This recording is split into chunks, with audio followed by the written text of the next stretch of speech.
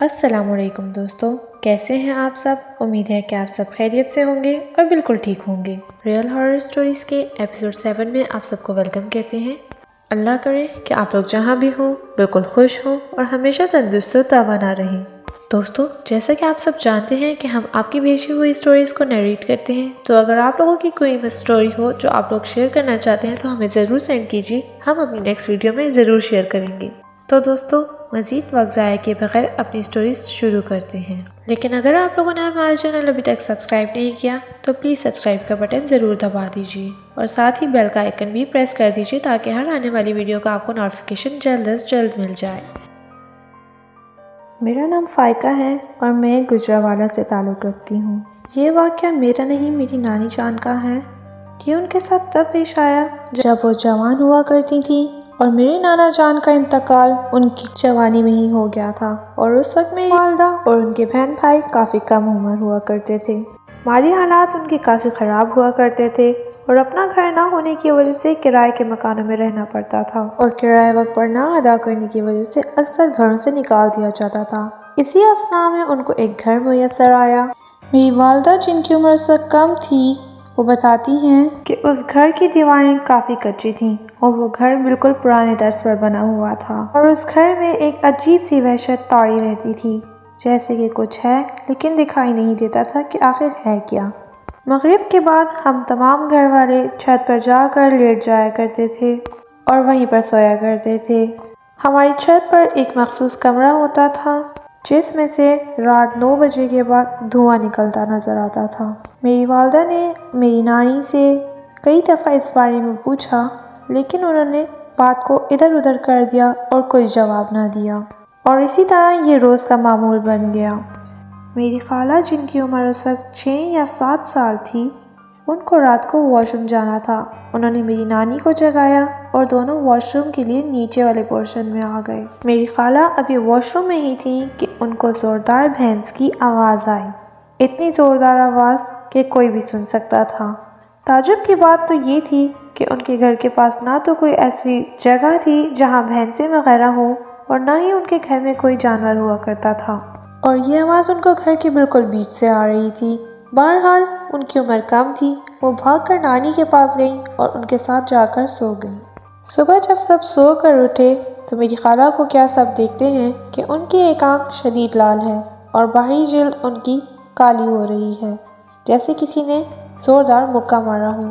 پہلے تو تمام گھر والوں سے پوچھا گیا کہ آپ میں سے تو کسی نے نہیں مارا۔ جب سب نے انکار کر دیا، پھر انہوں نے سوچا کہ چونکہ اس گھر میں کافی ہوائی مخلوق موجود ہیں اور اس طرح کے واقعات بھی کئی زیادہ اس گھر میں ہو رہے تھے، تو انہوں نے اس واقعے کو ان پر ڈال دیا، اور یہ بات جیسے تیسے رفع دفع ہو گئی۔ اس کے بعد گھر میں کافی مزید واقعات بھی ہو رہے تھے، جیسے کہ دیواروں پر کالے ہاتھوں کے نشان، اور اکثر نلکوں کا خود ہی کھل جانا اور پھر بند بھی ہو جانا، اور ساتھ ہی اوپر والے کمرے سے دھوئیں کا نکلنا بھی ان سب میں شامل تھا۔ ان سب واقعات کے ہونے کے باوجود میرے ماموں، جو کہ میری والدہ سے عمر میں بڑے تھے، انہوں نے ان سب باتوں سے اختلاف کر دیا کہ اس میں جنات کا ہاتھ نہیں ہے، اور اب چونکہ تمام گھر والوں نے چھت پر سونا بھی بند کر دیا تھا، لیکن میرے ماموں جان، جو کہ ان سب باتوں پر یقین نہیں کرتے تھے، وہ ابھی بھی چھت پر سویا کرتے تھے۔ وہ یہی کہتے تھے کہ یہ آپ سب کا وہم ہے اور اس گھر میں کچھ بھی پراسرار نہیں ہے۔ ایک رات جب میرے ماموں چھت پر سونے کے لیے جانے لگے تو راستے میں سیڑھیوں میں ان کو چڑیا کی آواز آنے لگی۔ چونکہ شام کے کوئی 8 بجے کا وقت تھا اور اس وقت تک تمام چڑیاں اپنے گھونسلوں میں جا چکی ہوتی ہیں، تو ان کو کافی عجیب لگا، اور ایک دم جب انہوں نے دوسرا قدم رکھا تو ان کو اپنے پاؤں کے نیچے کچھ عجیب سا محسوس ہوا۔ جب انہوں نے نیچے دیکھا تو انہوں نے پایا کہ ایک چڑیا کا بچہ ان کے پاؤں کے نیچے مر چکا ہے، لیکن جب انہوں نے دوسرا قدم رکھا تو وہی چڑیا کا بچہ ان کے پاؤں کے نیچے دوبارہ آ گیا۔ وہ کافی حیران بھی ہوئے کہ آخر یہ چڑیا کا بچہ یہاں آیا کیسے، لیکن پھر بھی انہوں نے اپنی بات پہ ڈٹے رہے اور چھت پر سونے کے لیے چلے گئے۔ جب وہ چھت پر جا کر لیٹے تو ان کو اپنی تکیے کے نیچے سے کچھ عجیب سی آواز آ رہی تھی۔ جب انہوں نے تکیہ اٹھا کر دیکھا تو نیچے سے ایک چڑیا کا بچہ ایک دم سے اڑا، تو وہ کافی حیران ہوئے اور کافی ڈر بھی گئے کہ آخر یہ میرے ساتھ ہو کیا رہا ہے، اور انہوں نے باقی سب کی بات کو مان لیا کہ اس گھر میں کچھ تو پراسرار ضرور ہے، اور وہ بھاگ بھاگ کر سیڑھیوں سے نیچے آ گئے۔ معاملات جب عروج پر پہنچنے لگے تو ایک واقعہ میری نانی جان کے ساتھ بھی پیش آیا۔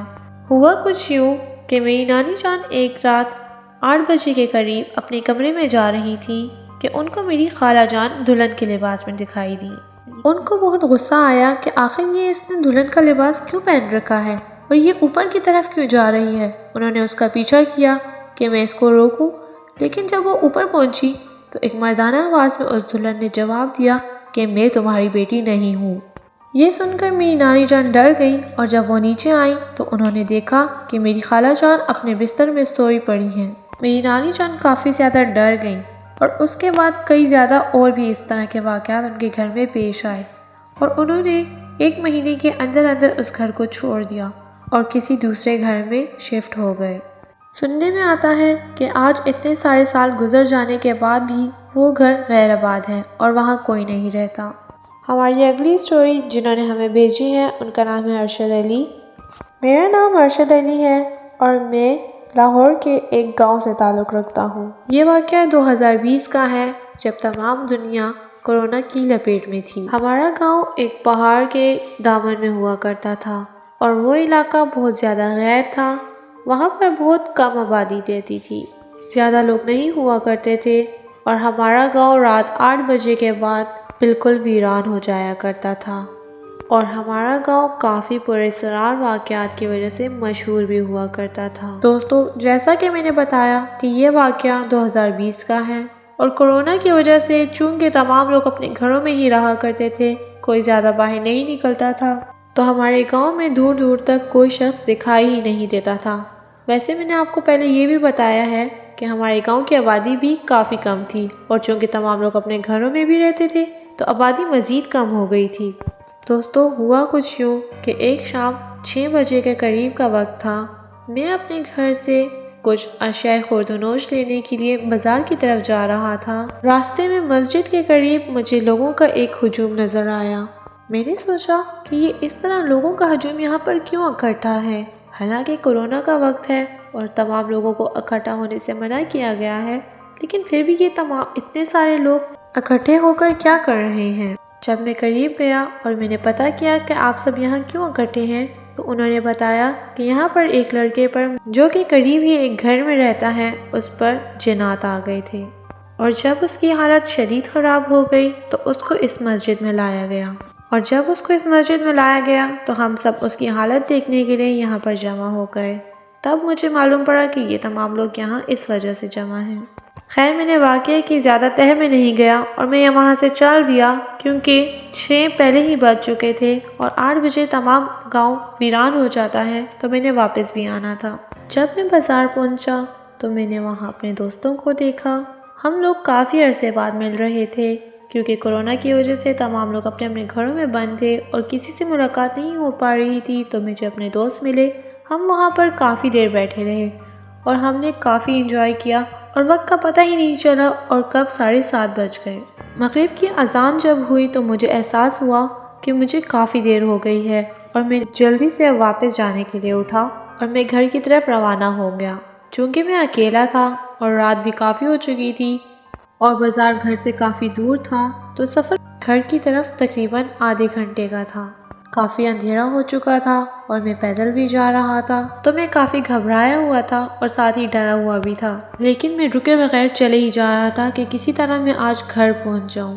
ہمارے گھر کے راستے میں ایک پرانا مندر آتا تھا۔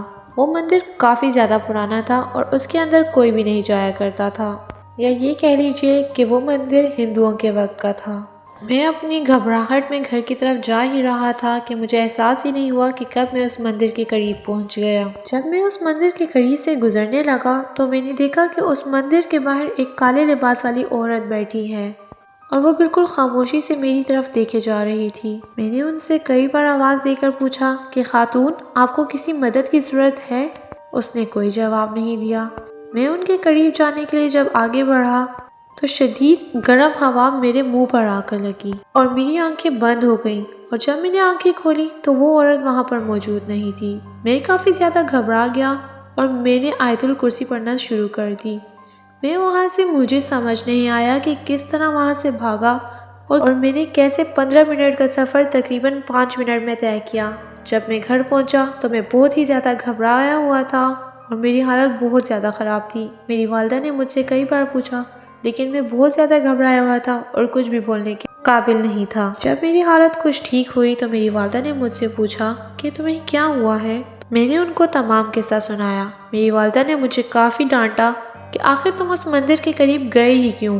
وہاں پر تو کئی سالوں سے کوئی بھی نہیں گیا اور وہ مندر کافی عرصے سے بند ہے اور وہاں پر وہ کالی لباس والی عورت کافی لوگوں کو دکھائی دیتی ہے اور اس کے قصے کافی مشہور ہیں۔ میں اس دن کافی زیادہ ڈر گیا اور میں نے اس کے بعد کبھی اس راستے کی طرف نہیں گیا اور نہ ہی کبھی اس راستے کی طرف کبھی جاؤں گا۔ تو دوستو، اگر آپ لوگوں کو ہماری آج کی یہ 2 سٹوریز اچھی لگیں تو ہمارے چینل کو سبسکرائب کرنا بالکل مت بھولیے گا اور ساتھ ہی لائک کا بٹن بھی پریس کر دیجئے اور ہاں، بیل آئیکن کو پریس کرنا بالکل مت بھولیے تاکہ ہماری ہر آنے والی ویڈیو کا آپ لوگوں کو بوقت نوٹیفیکیشن مل جایا کرے۔ Thank you for watching.